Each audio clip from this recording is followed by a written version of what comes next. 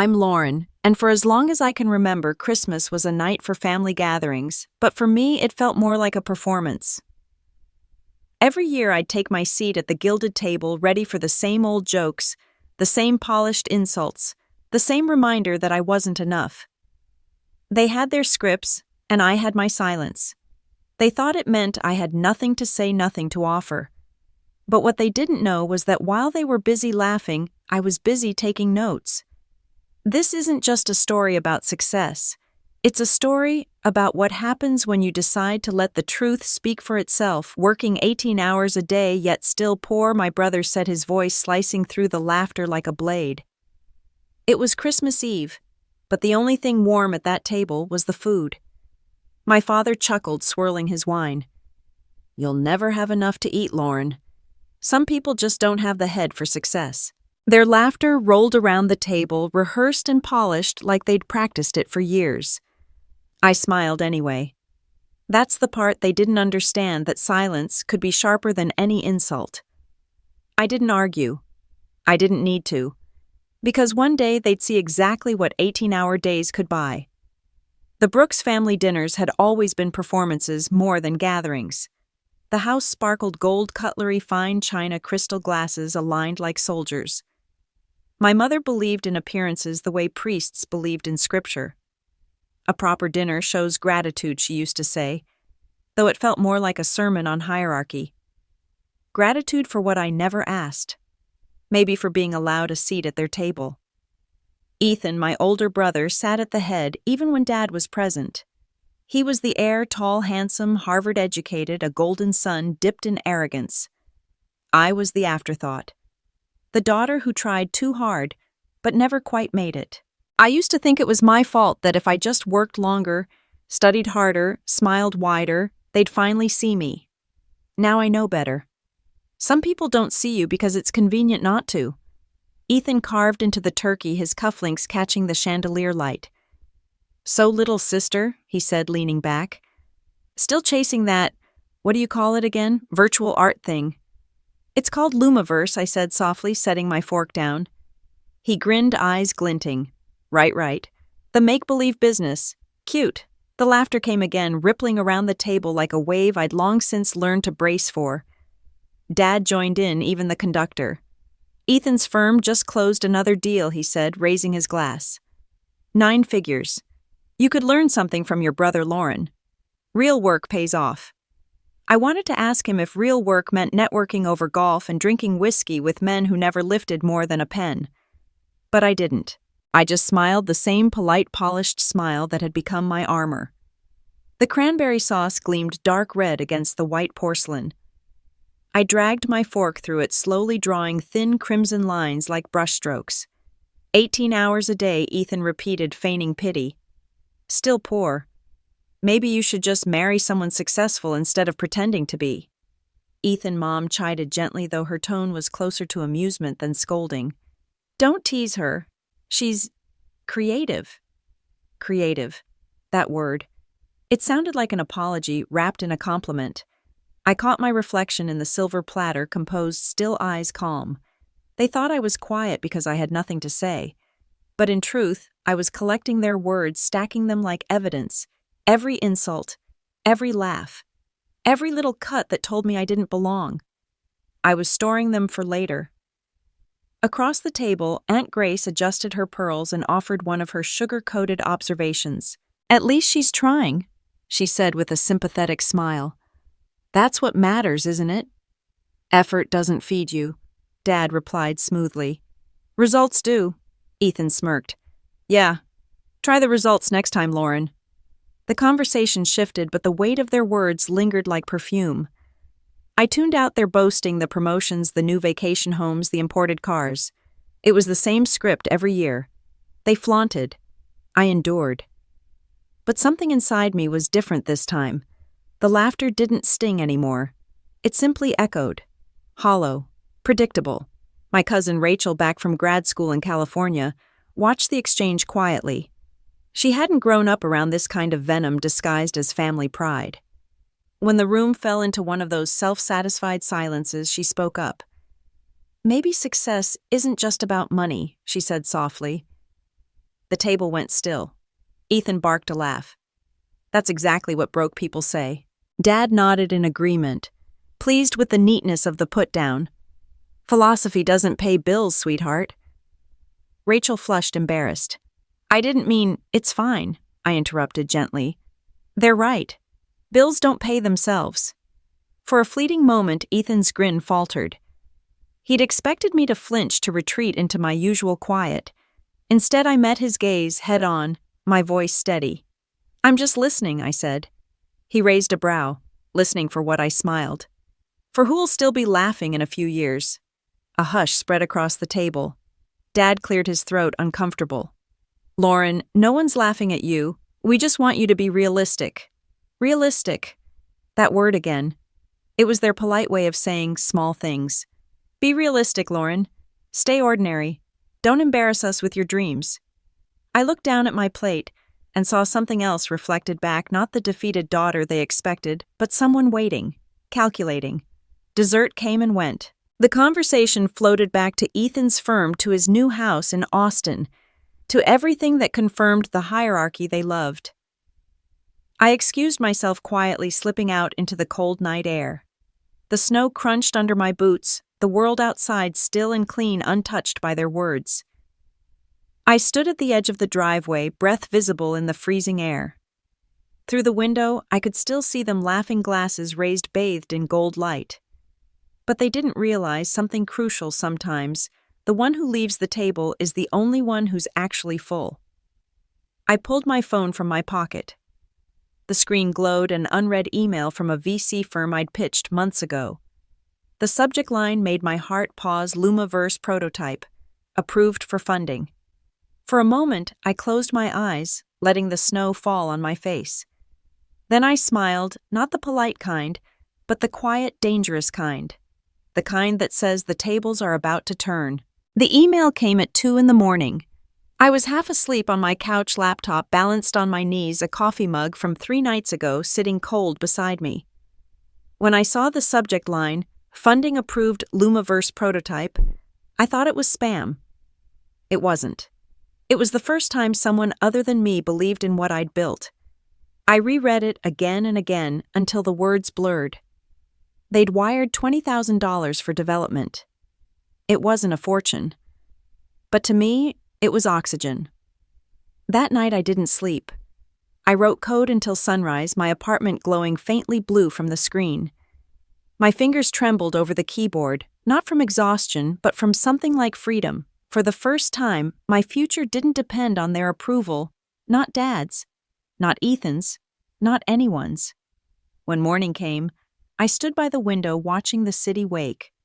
Delivery trucks rumbled down the street, people hurried to jobs they hated, and I felt something close to defiance pulse through me. My phone buzzed. A text from Mom. Dinner on Sunday. Don't be late again. I smiled without answering. Let them host their dinners. I had my own feast to prepare. My apartment wasn't much, one-bedroom, peeling wallpaper, a view of the alley. But to me, it was a laboratory. The coffee table was stacked with sketchbooks filled with concept art, wireframes, and handwritten notes. Immersive environments for human emotion I'd written across the first page months ago. It sounded lofty then. Now it felt like a prophecy. I built Lumaverse from scratch, line by line, using a second-hand computer that froze every time I ran a simulation. When the code crashed, I didn't curse, I recalibrated. Every error message was a riddle, and solving it felt better than any applause. At first, no one cared. I posted early demos on forums, mostly ignored. A few users left comments like cool visuals or needs work. None of them saw what I saw, a world where imagination had no ceiling. Then came Caitlin. She messaged me after watching one of my demo videos. Who built this? It feels alive. I almost laughed the first time anyone described my work as alive. We met over coffee the next day at a tiny cafe near campus. She was a design student, sharp-eyed and impatient with mediocrity. This could be huge, she said, leaning over my laptop. You're not building art. You're building experience. People pay for that. People barely look at it, I told her. They will, she said, once they can't look away. Caitlin became my first collaborator. She brought a visual language to my code light texture motion. We'd work through the night fueled by cheap coffee and cheap ambition. When bugs crashed the system, she'd slap the desk and laugh, saying, "Hey, if it breaks, it means we're pushing it." Weeks passed like minutes. The world outside shrank until all that existed was the glow of our monitors.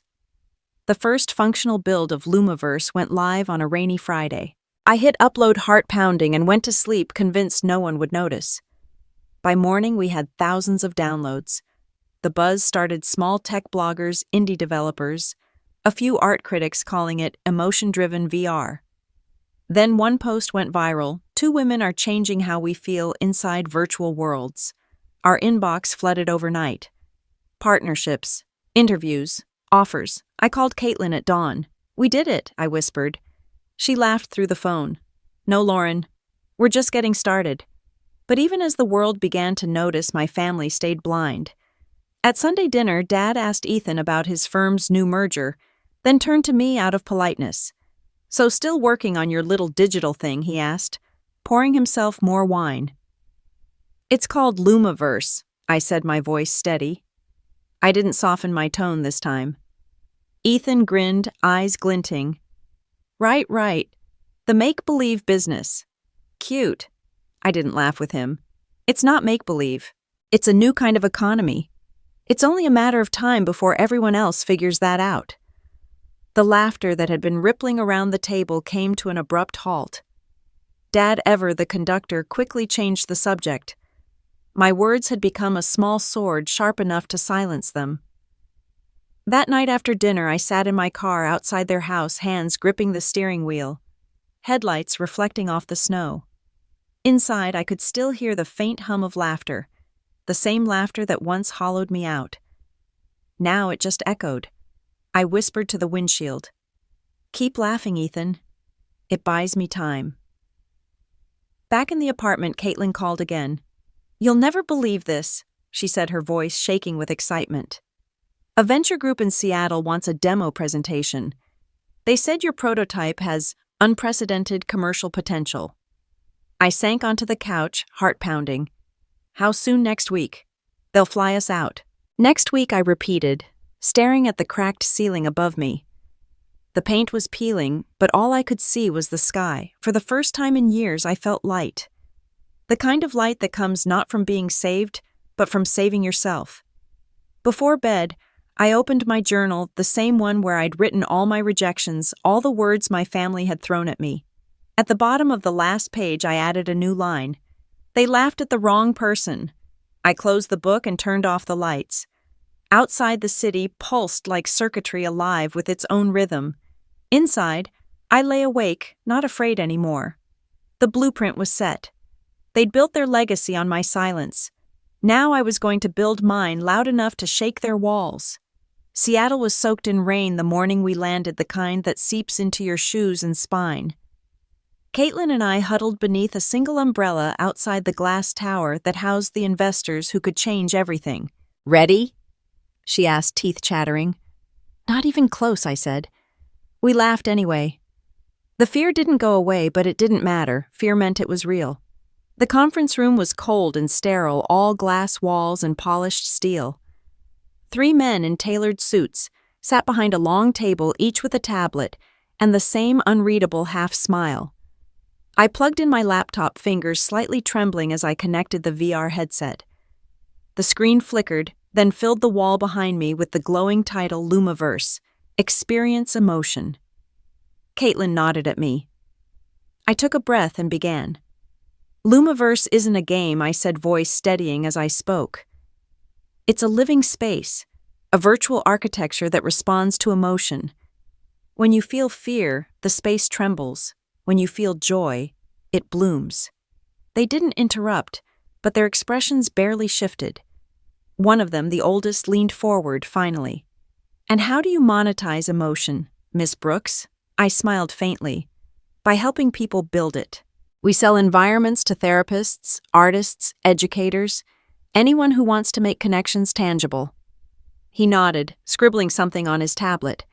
The others remained silent. When the demo began, Caitlin slipped the headset onto the first investor. The screen mirrored his view, a dark void that pulsed gently like a heartbeat. As he exhaled, light rippled through the space colors, blooming from black to deep blue to gold. The room fell silent, the only sound was the hum of the server. 2 minutes later, he removed the headset. His face was unreadable. "It's interesting," he said at last. "But niche. Maybe too abstract for mainstream audiences." Another shrugged. "Pretty but risky." The third smiled politely, already closing his tablet. "We'll be in touch." Caitlin and I packed up in silence. The rain outside hadn't stopped. By the time we reached the street, my hair was plastered to my face. "Well," she muttered. "That went exactly how it was supposed to," I said quietly. She blinked. "You're not upset?" I looked up at the gray sky. They saw light and called it a toy.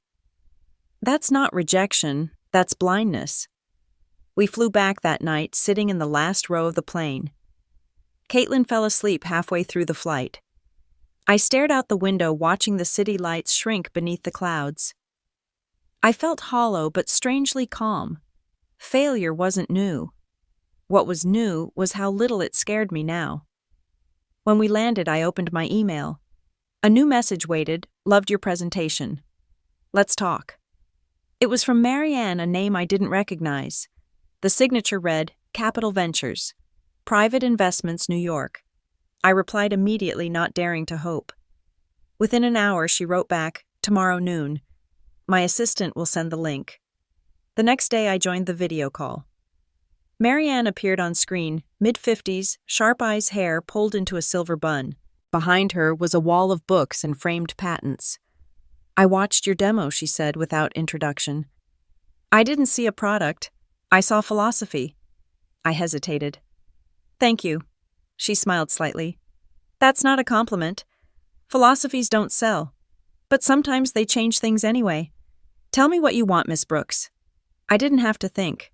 A chance to build something that lasts. She studied me for a long moment, then leaned forward. "I'll give you $200,000 for 15%. No strings. But I want you to promise me one thing. Don't let the suits decide what beauty looks like."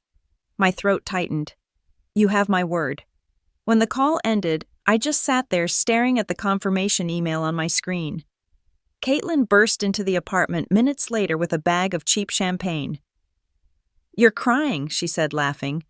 "Is that a yes cry or a, 'oh God, it's over' cry?" I laughed through tears. Yes cry. Definitely yes. We celebrated on the apartment floor, glasses clinking against mismatched mugs. For the first time, the word company didn't sound like fiction. Weeks turned into months. With Marianne Capital's funding, we rented a small workspace, a repurposed storage unit that smelled faintly of dust and ambition. Caitlin painted one wall with whiteboard paint, so we could draw and erase endlessly. I bought a second-hand espresso machine that hissed like an old train. We hired one developer, then two.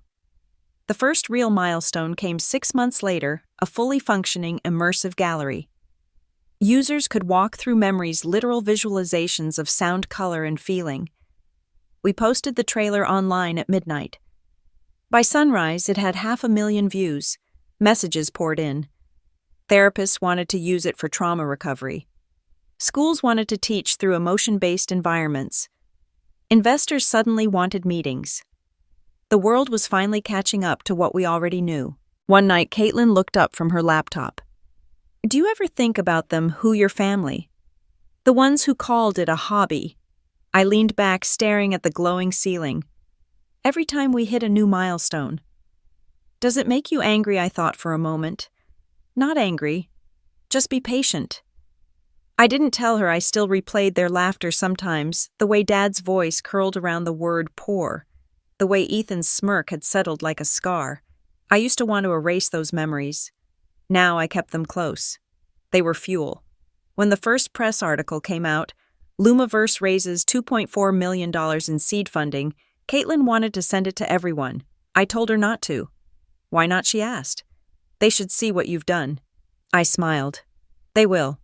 Just not yet." Outside, rain began to fall again, soft against the windows.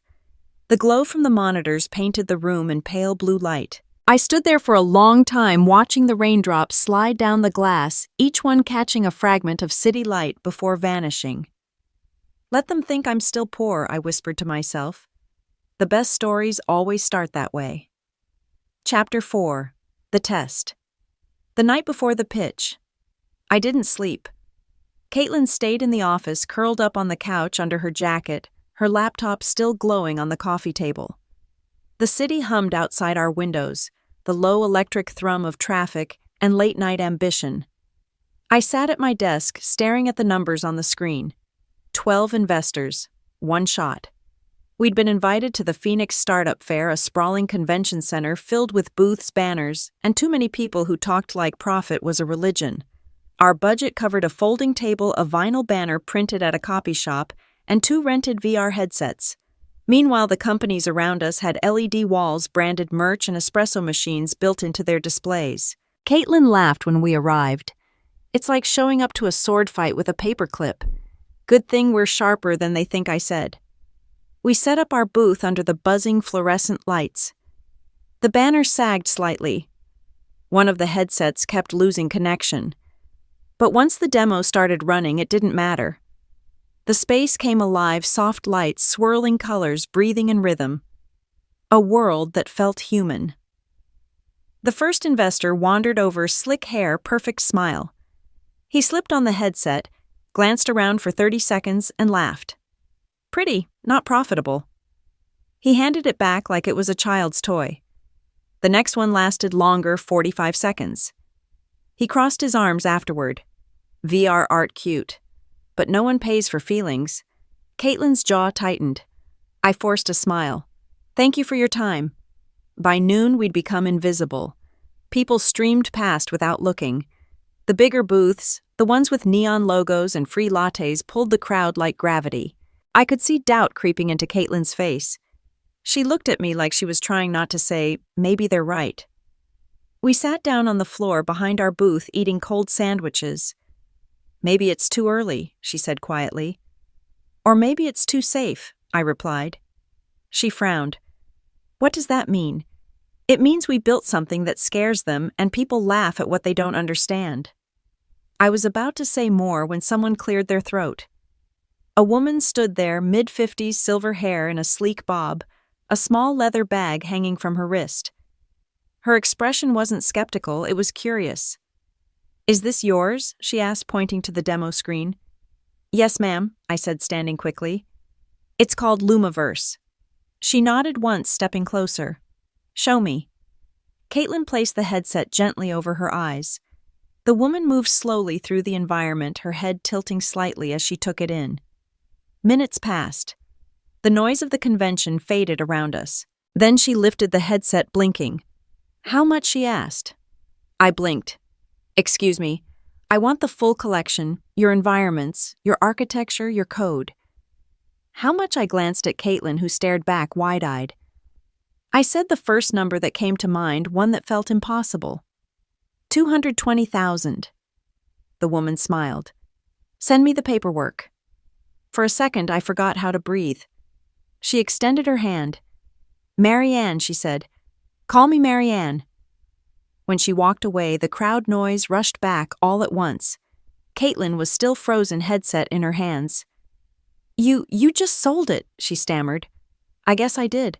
I said the words barely audible. That night back at the apartment, we celebrated with the same cheap champagne we'd used after our first funding. The cork hit the ceiling, the bubbles spilled onto the floor, and we laughed until our faces hurt. But when Caitlin fell asleep on the couch, I stayed up. I pulled up the contract Marianne had sent over. My name at the bottom looked unreal, like someone else's signature. For years, my family had told me I'd never make enough to eat. Now, one woman's belief had turned my hobby into a company worth fighting for.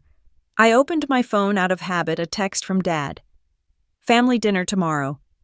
Don't forget to bring dessert. No congratulations, no how's work. Just another reminder that in their world, my life was still a side note.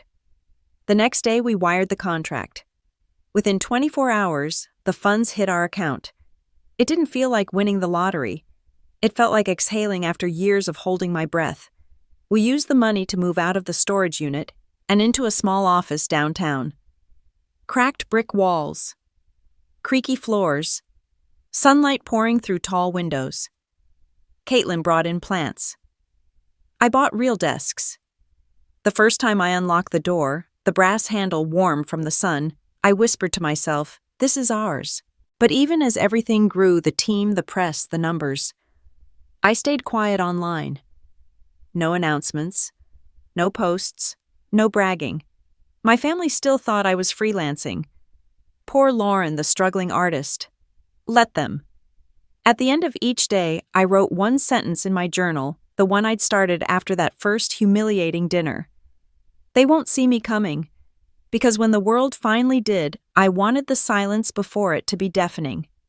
Outside rain slid down the office windows, blurring the skyline into streaks of silver. Caitlin stood beside me, smiling at the glow of our logo flickering on the screen. "Can you believe this is real?" she whispered. I nodded. "It's real. But it's just the first fire." I didn't tell her that I still carried that dinner in my bones, the laughter, the judgment, the way they had looked at me like failure was my destiny. Every win, every late night, every deal was kindling. And one day soon, that fire would burn bright enough for them to finally see. The office smelled like fresh paint and coffee. For the first time, Lumiverse felt real, not a dream, not a gamble, but something solid, something with weight. Our new sign hung in the window, glowing faintly blue at night. I used to stare at it on my way out, half expecting it to vanish by morning. It didn't. It stayed. By spring, we had contracts with 2 hospitals, 3 schools, and a museum in Chicago. Our environments were being used for trauma therapy art exhibitions, even architectural visualization. I'd gone from designing alone on a dying laptop to leading a team of 12. The headlines came next. VR startup reimagines emotion. The women behind the next digital revolution, Lumiverse raises Series A at $30 million valuation. But I didn't send any of them home. Not one article, not one photo, not one press link. To my family, I was still struggling, still creative, still broke. Sometimes I'd wonder why I kept the act going. Maybe I wanted to see how far the lie could stretch before it snapped. Maybe I wanted to watch them laugh right up until the moment the silence hit. At Sunday dinners, Ethan would brag about his new promotion. Mom would beam at him and Dad would refill his glass like he was toasting royalty. Then, inevitably, the conversation would turn. So Lauren, Dad would say, "Cutting his steak." "Still doing your little design hobby?" I'd smile. "Yes, Dad." "Still doing it? Any real jobs yet?" Ethan would add, smirking. I looked directly at him, my expression unreadable. "I'm busy building my own future, Ethan. It might not look like a real job to you, but it's real enough for me." They paused, the laughter that usually followed my silence never coming. My father's eyes narrowed slightly and my mother's smile faltered. For a moment they looked genuinely confused, as if a rule of their favorite game had just been broken. Back at the office, life was different. There was energy, laughter, the sound of possibility. Caitlin had started calling me boss, even though I hated the word. One afternoon, as we looked over new investor proposals, she said, "You know what's crazy? You're the only person I know who's not excited about success." I looked up. "Who says I'm not? You just hide it better than anyone." "I don't hide it," I said, glancing toward the window. "I just saved it." "For what?" "For when it matters."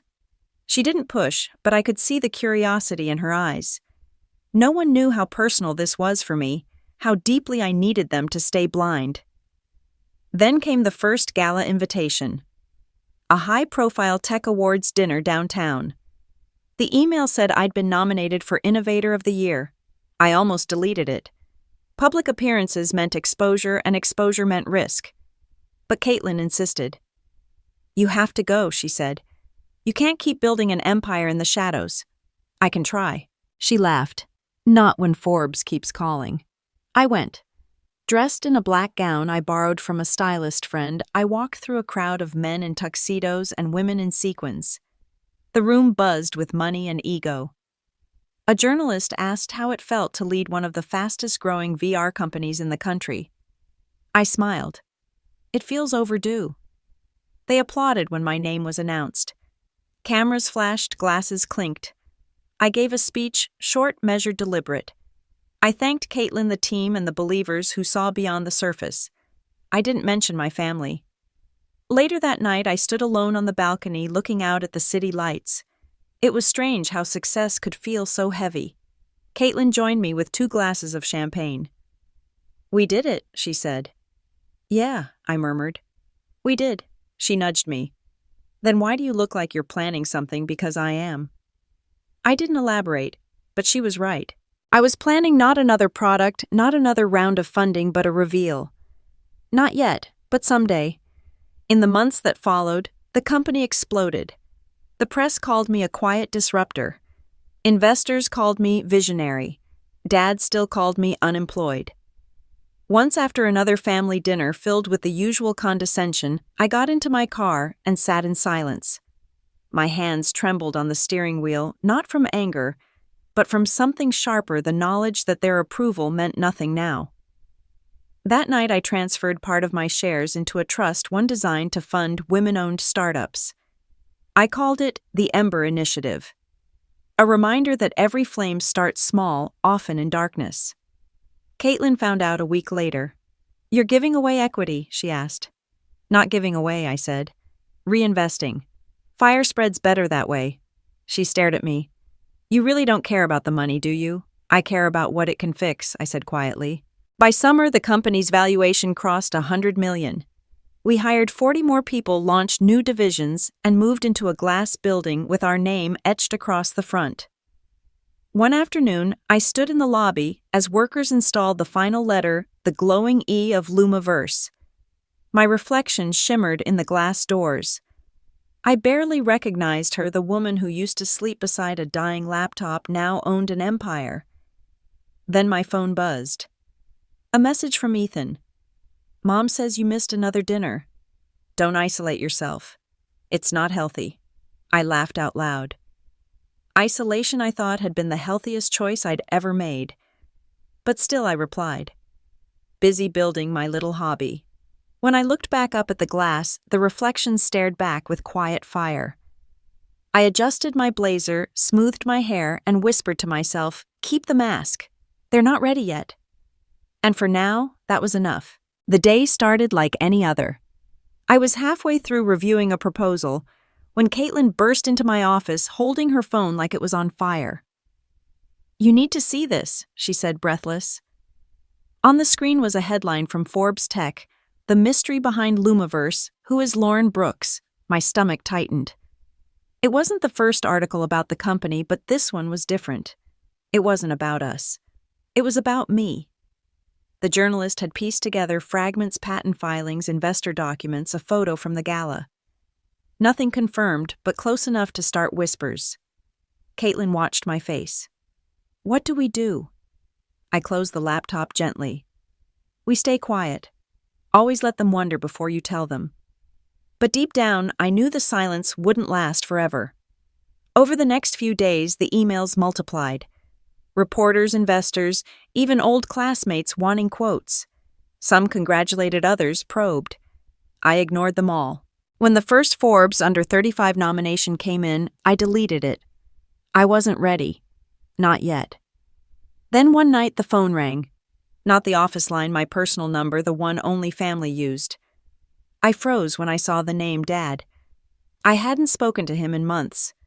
I answered slowly. "Hey." His voice was the same deep, smooth a tone that once carried authority and now felt like static. "Lauren, your brother told me you missed dinner again." "I've been busy." I'm sure he said, his voice edged with that familiar sarcasm. "Working on that computer hobby of yours?" I smiled faintly. "Something like that." He sighed. "You know, if you just applied that energy to a real job—" "Dad," I interrupted softly, "what do you need?" There was a pause. "We're planning a family dinner next weekend. Your brother's bringing his new boss, a partner from his firm. It'd mean a lot if you came." I almost laughed. Meaning a lot to him, that meant optics. He wanted a full table. The perfect family picture. Sure, I said. I'll be there. He sounded surprised. Good. It's time you showed your face again. After I hung up, Caitlin looked up from her desk. Everything okay? I exhaled. Family dinner next weekend. She grinned. Are you going to tell them yet? Not yet, I said, eyes narrowing slightly. Timing is everything. The week blurred by in a haze of meetings and product launches. Our valuation had tripled, our offices expanded to New York, and our employee stock plan was rolling out. The company's name was everywhere except in my family's vocabulary. By Friday, I was ready. The dress, the car, the composure, all chosen carefully. My driver pulled up outside my parents' house just as the sun dipped below the horizon. The old house looked smaller than I remembered, but just as polished.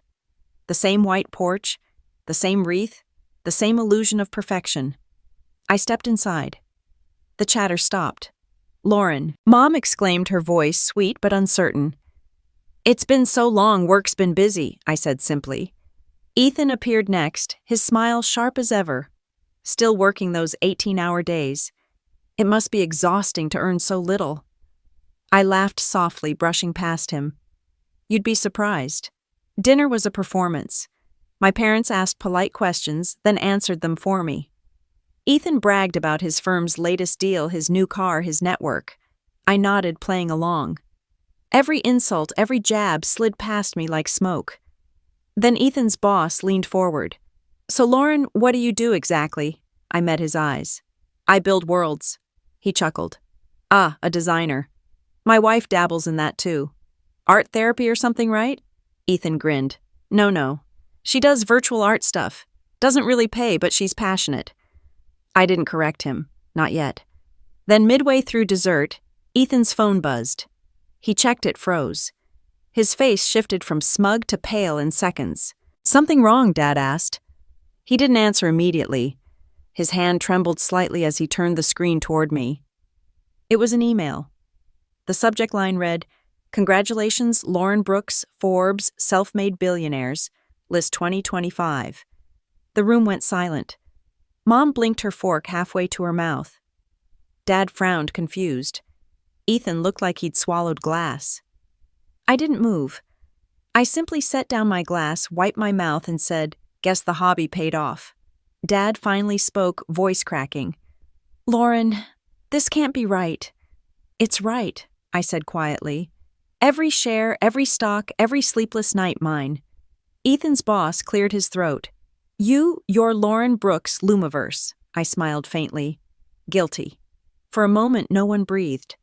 Then Mom whispered, Why didn't you tell us? Because you wouldn't have believed me, I said. The silence that followed was thick and electric.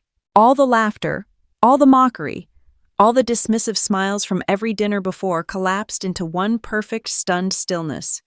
When I finally stood, I felt taller than I ever had. Thanks for dinner, I said, reaching for my coat. It was satisfying. As I turned toward the door, Ethan muttered under his breath, You lied to us. I looked back. No, I said. I let you assume. Outside, the air was cool and clean. My car waited at the curb. Behind me, I could still hear the murmur of disbelief through the window's voices trying to rewrite history. But that was their problem now. When I slid into the car, my driver glanced in the mirror. Everything all right, Miss Brooks? I smiled, leaning back. Perfect. As the city lights blurred past, I finally allowed myself a quiet laugh, the kind that came from the bone-deep satisfaction of truth revealed. They'd spent years mocking me for being poor. Now they'd spend the rest of their lives remembering the moment they realized I was richer than all of them combined. The next morning, my phone wouldn't stop vibrating. Missed calls, texts, news alerts. My face was everywhere. Forbes, Bloomberg, Tech Insider. Every headline said the same thing: Lauren Brooks, founder of Lumiverse, becomes youngest self-made billionaire in America. I stood by the window of my apartment, still in my robe, the city below glowing gold with sunrise. Caitlin called 3 times before I picked up. Lauren, are you seeing this? You broke the internet. I'm seeing it, I said quietly. She laughed. You sound calm. You should be freaking out. I looked down at the street where life went on, people rushing to work, taxis honking. I already did my freaking out, I said. Now I'm just free. But freedom, I realized, came with a strange silence. I'd waited years for that moment of recognition for the world to finally know. Yet when it came, I didn't feel triumph. I felt released. The kind you only feel when the fight is finally over. The victory I had planned felt hollow, a grand prize of an empty plate. Then my phone buzzed again, this time with a name I hadn't seen in months. Dad. I let it ring once, twice, then answered. His voice was uncertain, stripped of its usual command. Lauren. Hi, Dad. I saw the news. I figured. Long pause. Then, why didn't you tell us? I could hear the clinking of dishes in the background. Mom must have been listening too. Because you never asked, I said. That's not fair, he muttered. No, I replied softly. What wasn't fair was watching you celebrate Ethan's bonuses while you laughed at my rent receipts. The silence stretched. I could almost feel the weight of it pressing through the phone. Then, softer than I expected, he said, We were wrong. It was an apology, the first in my life. And yet it didn't land the way he thought it would. I wasn't angry anymore. The rage had burned away long ago, leaving something sharper, colder clarity. I know, I said. You were. He hesitated. Your mother wants to see you. We'd like to have dinner again. Properly this time. I smiled faintly. Sure, Dad. Dinner sounds great. When I hung up, I looked at my reflection in the window, hair unbrushed, robe, loose, a billionaire with a bedhead. I almost laughed. For years I'd imagined what this day would feel like. I thought it would be fireworks. It wasn't. It was quiet, clean, like air after a storm. Caitlin walked in with 2 coffees. Big day, she said, handing me one. Are you ready for your interview? What interview, Forbes? She said, grinning. They want a video piece, the woman who built Lumiverse. You can't say no this time. I sighed. Fine. One interview. Later that afternoon, I sat under studio lights in our office. The interviewer, a young woman with kind eyes, adjusted her mic and smiled. Lauren, everyone's calling you the face of a new generation of tech entrepreneurs. How does it feel? I thought for a moment. It feels overdue, but also temporary. Recognition fades. Impact doesn't. She nodded, intrigued.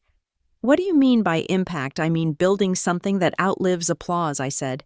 Something that gives other women what I never had belief. When the interview ended, Caitlin hugged me. You sounded like a CEO and a philosopher, she said. I laughed. That's my new brand, apparently. But the next message on my phone wiped the smile from my face. It was from Ethan. Family dinner, tomorrow night. Don't be late. No apology, no acknowledgement. Just an order like always. The next evening I arrived in silence. The house looked exactly the same, the manicured lawn, the lights glowing warm through the windows, the same perfection that had once suffocated me. Inside, Mom fussed with the tablecloth. Dad poured wine. Ethan stood near the fireplace, his tie too tight, his smile strained. Lauren, Mom said, moving in for a hug.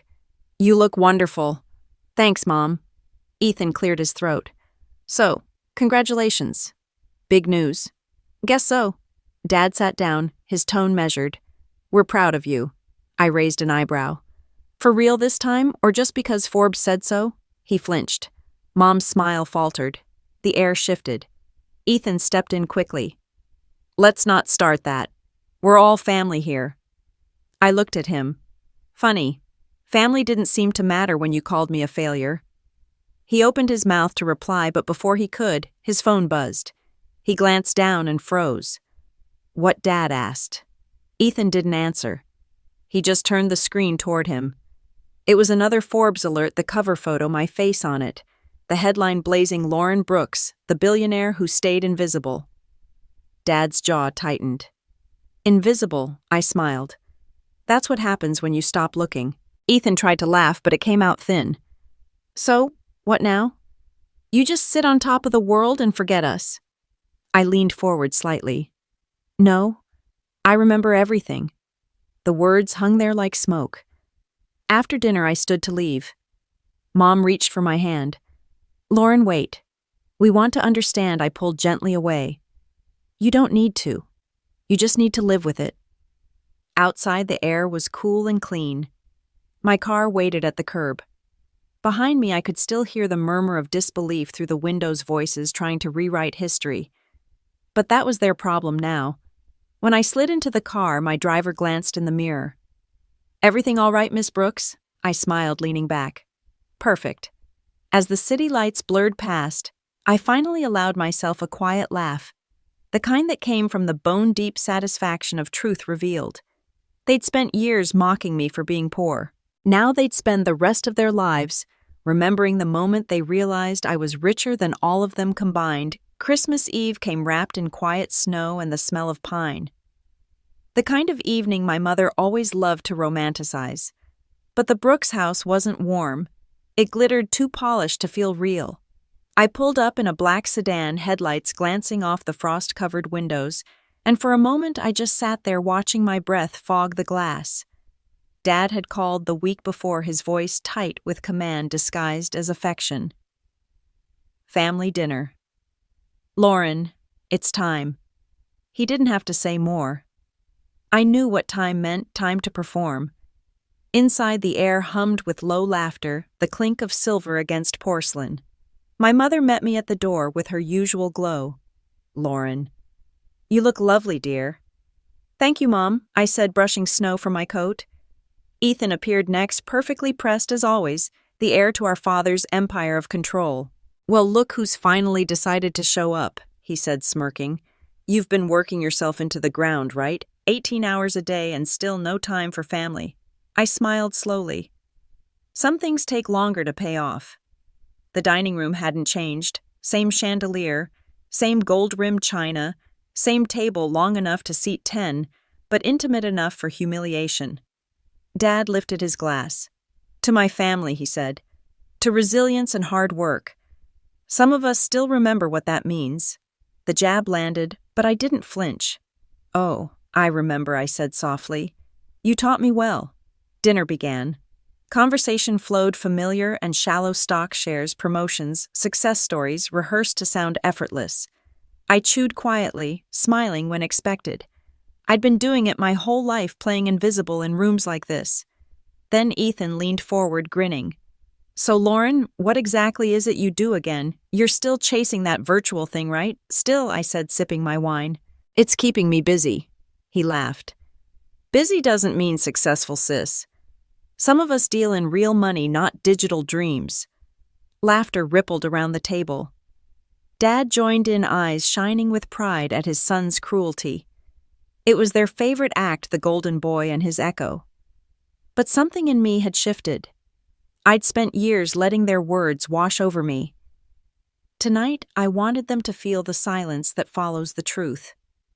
The chandelier flickered, once the lights dimming just enough to change the air. I looked at Ethan and said, "You're right. You deal in real money. That's why I bought your firm's biggest client last week." The laughter stopped. Ethan blinked, unsure he'd heard right. "What Orion Data Systems?" I said calmly. "They were undervalued. We closed the acquisition Friday morning."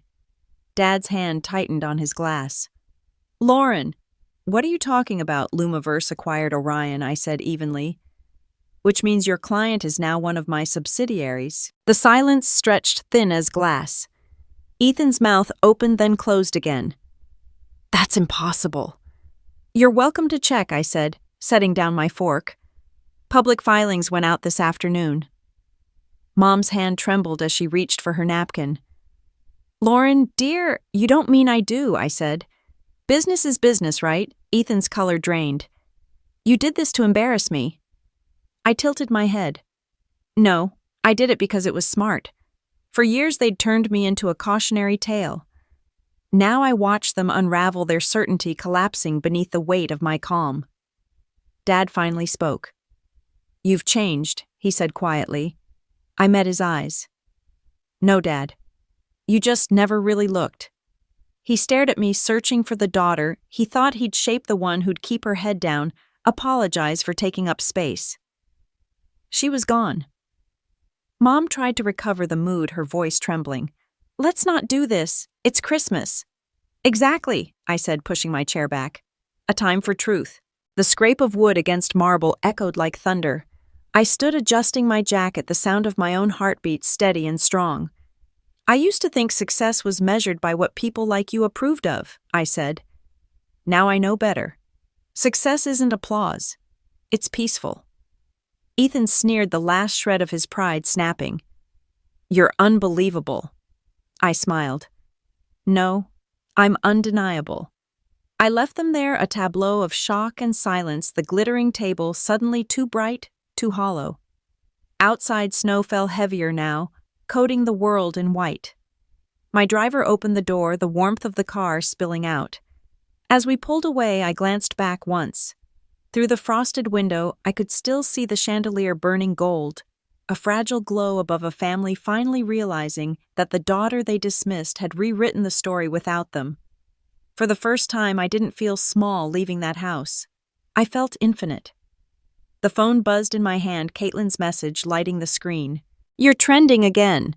They reveal videos everywhere. I typed back, let them see. The car turned onto the empty road tires, whispering against snow. Somewhere behind me, their dinner carried on, but the balance had shifted forever. They'd spent years feeding on my silence. Tonight I let them choke on it. The night after Christmas, the city didn't sleep. Neither did I. My name was everywhere on screens and articles whispered in conversations by people who'd never spoken my name with respect before. Lauren Brooks, self-made billionaire, founder of Lumiverse. It felt like someone else's life playing on loop. Caitlin texted just after midnight. You seeing this? They're calling you the quiet storm of tech. I smiled at the phrase. Quiet storm. That was exactly what I had become. I didn't reply right away. I just sat there watching the snow collect on the window ledge, the city glowing beneath it. For the first time, the noise outside matched the noise in my head, loud, but somehow peaceful. Then my phone buzzed again.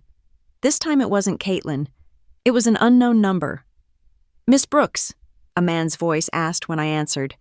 Yes, this is Michael Reeves from Forbes Live. We're airing your profile tomorrow morning. I thought you might want to prepare. Prepare, I asked. You might say it's thorough. We received some quotes from your brother, your father colleagues from your early days. You've made quite an impression. My stomach tightened. Quotes, he hesitated. Some are flattering. Some less so.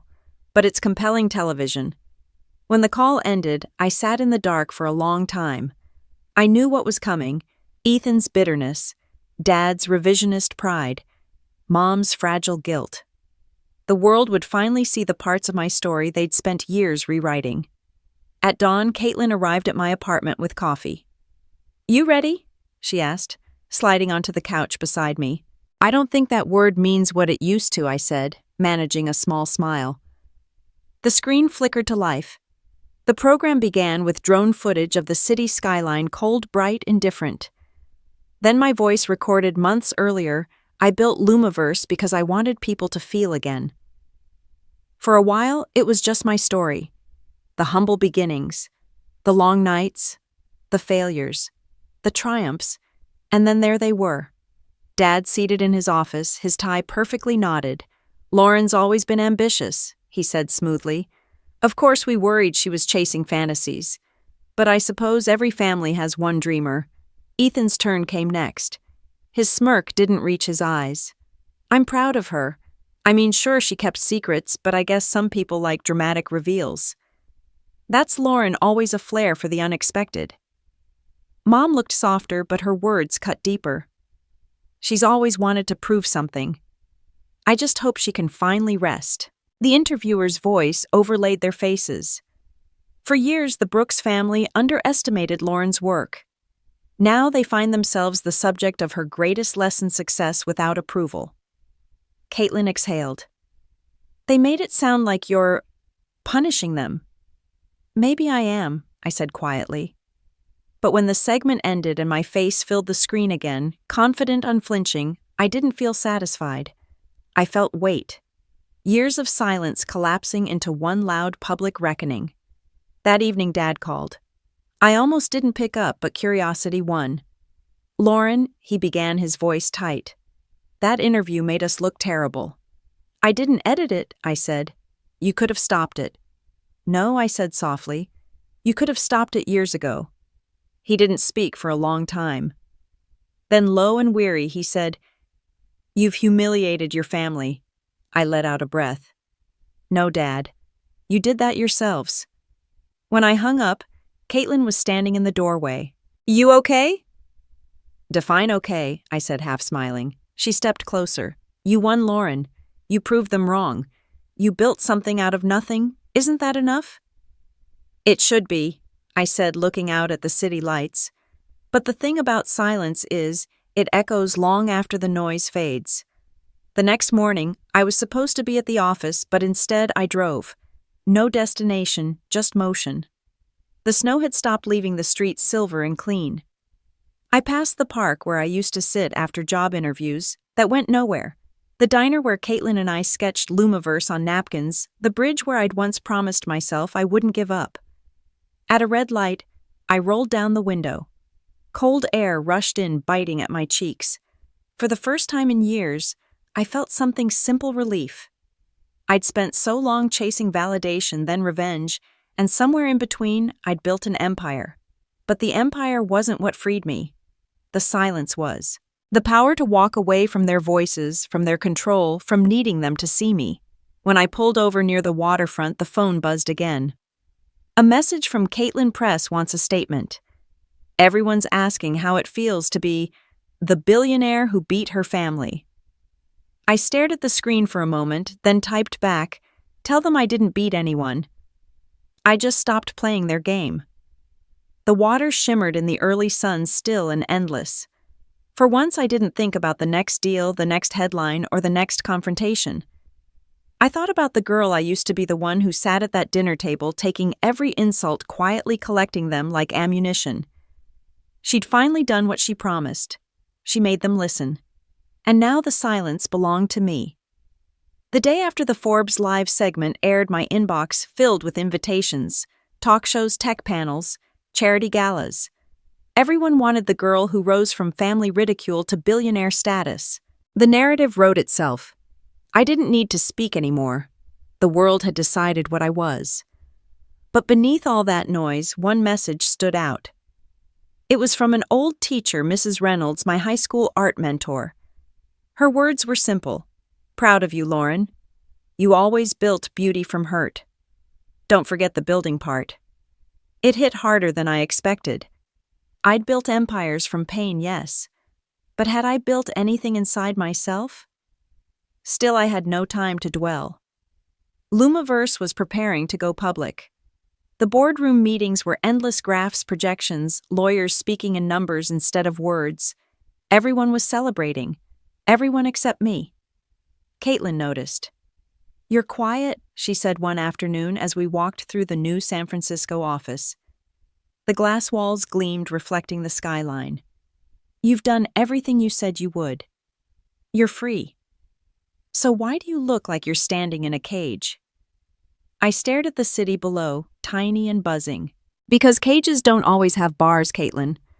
Sometimes they're made of gold. That night I received another message, this time from Mom. Your father wants to apologize. Dinner at home Sunday. Please come. My first instinct was to delete it, but I didn't. Maybe I wanted to see if he was capable of more than pride and regret. Maybe part of me still wanted to believe there was something human left in him. Sunday came gray and heavy, the sky swollen with clouds. I wore black, not out of mourning but precision. Every visit home felt like entering a boardroom where emotion was weakness. When I stepped inside, the scent of roast chicken and pine candles filled the air. The same old dining room waited, gleaming like a museum exhibit of our family's false perfection. Dad was already seated at the head of the table, posture-stiff glass of scotch untouched. Mom hovered near the sideboard, hands twisting a napkin. Ethan wasn't there, apparently busy with work. Lauren, Dad said, standing awkwardly. His voice was softer than I remembered. You look well. Thanks, I said, taking my seat. For a few moments, no one spoke. The clinking of utensils and the ticking of the wall clock were the only sounds. Finally, Dad exhaled. I owe you an apology." The words hung between us, foreign and fragile. "I should have believed in you," he continued. "I was too proud to admit when I was wrong." I nodded slowly. "You were." He blinked, taken aback by my calm. "I wanted what was best for you." "No," I said quietly. "You wanted what looked best for you." Mom's eyes shimmered. "Lauren, please, I'm not angry," I said, my tone even. "Not anymore. I just learned that love without respect is a contract I don't have to sign." Dad looked down, his jaw tightening. "You think you're above us now?" I leaned back. "No, I just stopped trying to be beneath you." The silence that followed wasn't sharp this time, it was tired. For the first time, I saw my father not as the man who'd mocked me, but as someone trapped in the only story he knew how to tell. Mom broke the quiet. "Your brother's been struggling since the news. He feels like he's lost his place." "He didn't lose anything," I said. "He just found out I had one too." Dad rubbed his temples. "You don't understand, Lauren. You humiliated him. You humiliated all of us." I stared at him. "No, I revealed you. There's a difference." He slammed his palm on the table. The sound made Mom flinch. "Enough," he barked. "You think money makes you better?" I held his gaze. "No. But it means I don't have to beg for your approval anymore." His anger faltered, replaced by something else, defeat. The old dominance in his posture slipped away.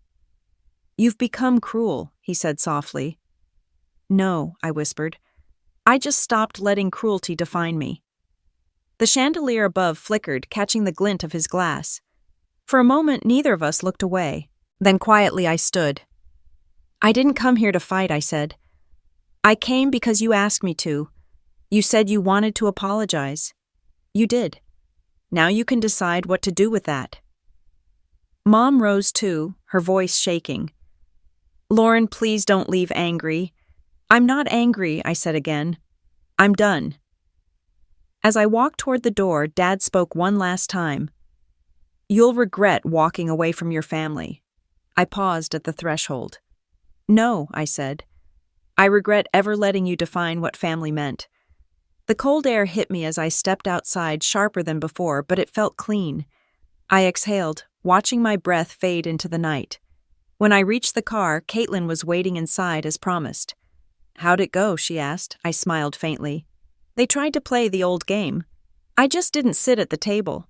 As we drove off, the house grew smaller in the rearview mirror, its windows glowing like the ghosts of my past.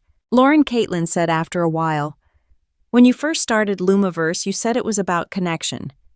Do you still believe that I looked out at the dark skyline ahead?" "Yes," I said, "but not all connections deserve to stay plugged in." She nodded, quiet. The city rose in the distance, tall, bright, alive. My empire, my choice, my silence. Behind me, the Brooks name was still gold-plated and empty.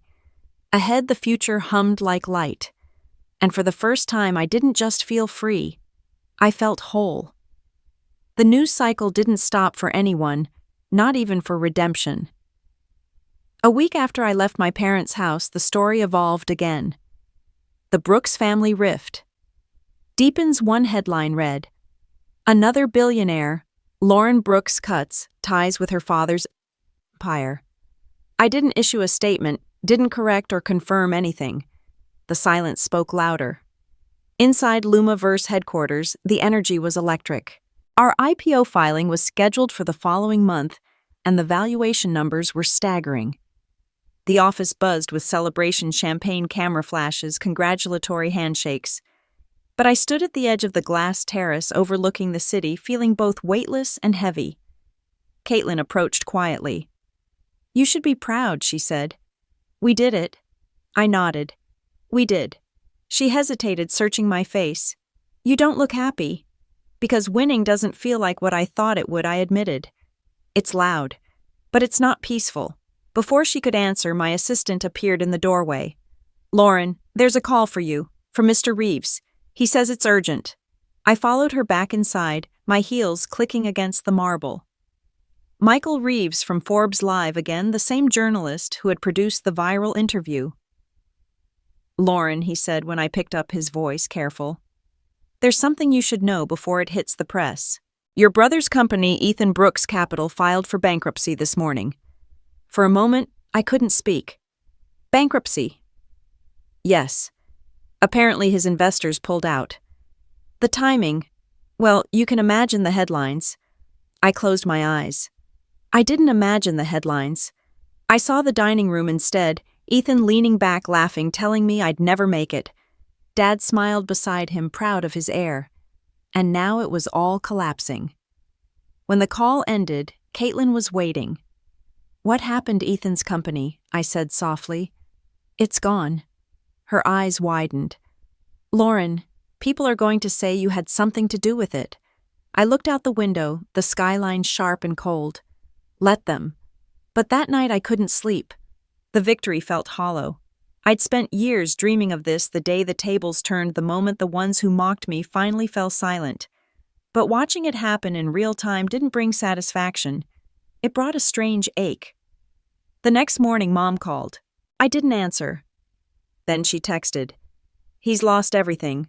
Please, Lauren, talk to him." I stared at the message for a long time before replying.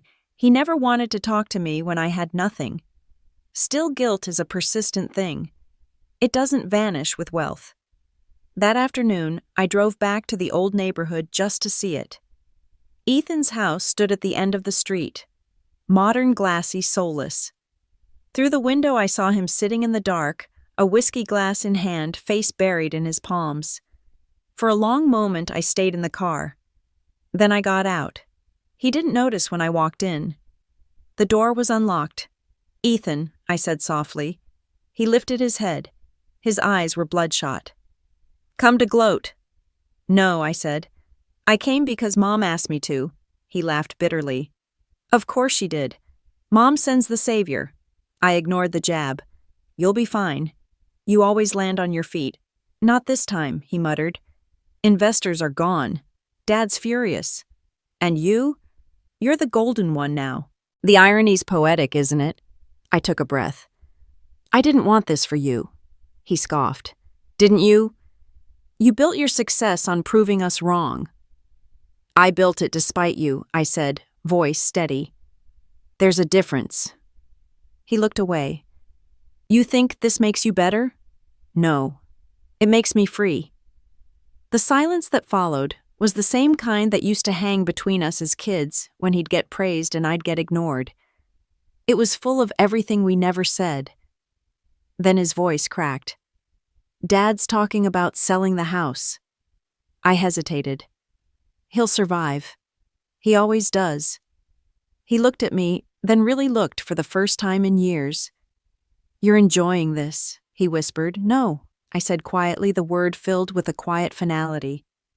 "I'm remembering it. I'm remembering how it felt to have nothing to be told I was nothing, and now I see that his humiliation doesn't erase my past pain. His fall doesn't make me any happier. It just makes me realize how pointless this fight has been all along." I left before he could say anything else. Back at the office, Caitlin met me in the lobby. "Reporters are circling the bankruptcy story," she said. "They're tying it to you," I shrugged. "They'll write what they want. Maybe issue a statement." I shook my head. "No. Some stories don't need my voice. Just the truth." That evening I went to the rooftop alone. The city stretched below me, glittering and endless. The cold bit at my fingers, but I stayed. Everything I'd built, every sleepless night, every insult turned into fuel had led to this view. But the higher I rose, the more the air thinned. I realized then that success had a cost, and mine had been silence, not theirs, but my own. I'd built walls so high no one could hurt me, but also no one could reach me. The phone buzzed again, another headline alert. "Brooks family split deepens as Lauren refuses to comment." I put it face down on the ledge. The wind howled around me, fierce and clean. For the first time, I let myself breathe without thinking of who was watching. The tables had turned. The story had reversed. But the reckoning wasn't theirs anymore. It was mine. The morning after the IPO, the world looked brighter, but I couldn't tell if it was joy or exhaustion.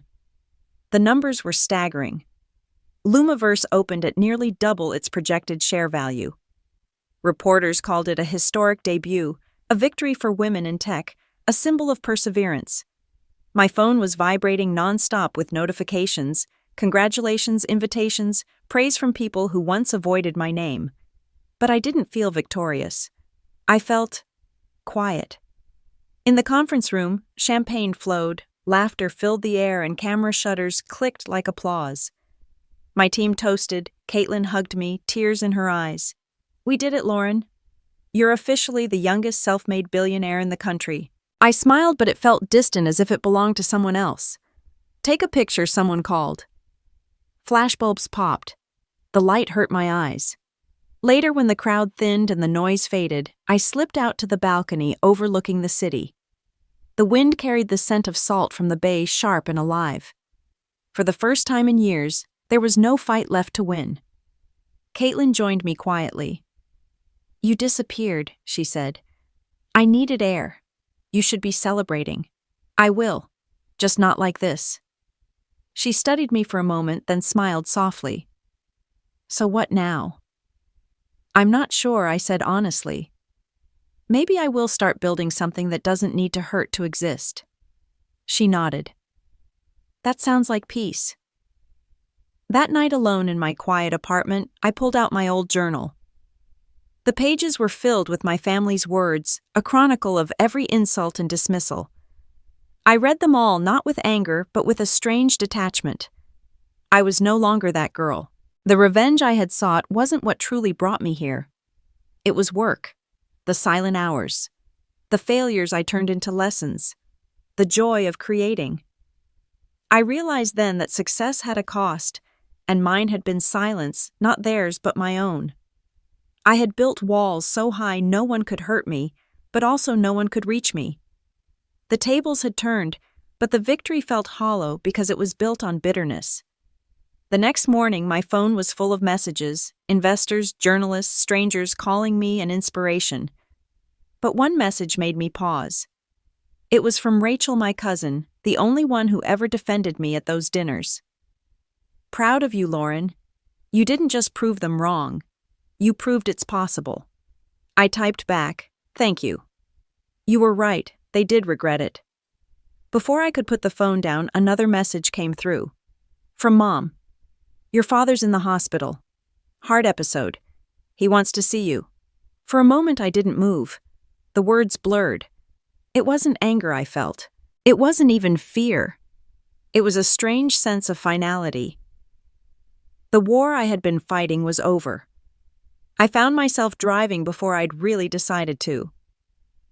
The hospital stood sterile and cold, all glass and white walls.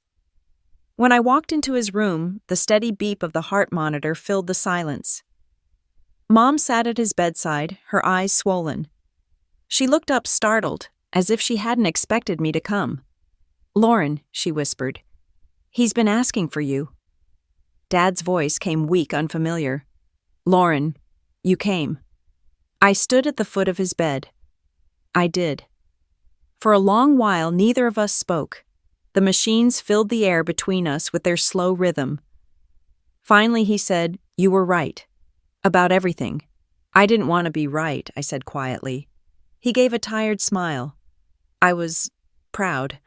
I just didn't know how to say it without losing something of myself." "Your pride," I said. He nodded, eyes closing briefly. "You remind me of your mother.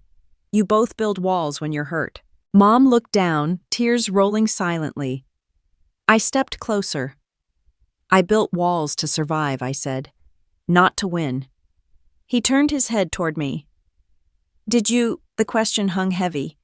After a moment, I said, "I think I survived long enough to finally live." He reached for my hand, a gesture I hadn't seen since I was a child. His grip was weak but real. "Don't let success make you lonely," he said. "Family isn't just who raised you. It's who stands with you when the noise fades." I squeezed his hand once, then let go. "I'll remember that." That evening, when I left the hospital, the sky had turned deep orange, the last sunlight glinting off the bay. The city stretched before me, restless and alive, just like I'd always dreamed. Caitlin called as I reached the car. "How was it?" "Strange," I said. He apologized. I think he meant it. She was quiet for a moment. "You okay?" I looked out at the skyline, 1,000 windows flickering like stars. "I think so. For the first time, I don't need their approval to feel whole. I just need to keep building something that matters." As I hung up, I thought about the dinner table, all those years of silence, of mockery, of trying to make myself small enough to fit their version of love. I thought about the night Ethan's friend asked, "Is your sister really Forbes' self-made billionaire?" and how the entire room fell silent. That silence had once felt like victory. Now it just felt like peace. I started the car. The radio was playing softly, a love song I didn't recognize. The city lights blurred through the windshield as I drove. Somewhere behind me, the story of the Brooks family was ending. Ahead, something new was waiting, undefined, unburdened mine. At a red light, I smiled to myself. The world would keep talking about revenge, success, inheritance, betrayal, karma, even shares and stock prices. They'd write their headlines and spin their stories. But I knew the truth. The real revenge was never wealth. It was self-respect. And as the light turned green, I whispered the only words that felt true: "I forgive you." The car rolled forward into the quiet dawn, the city opening wide ahead of me, endless forgiving alive.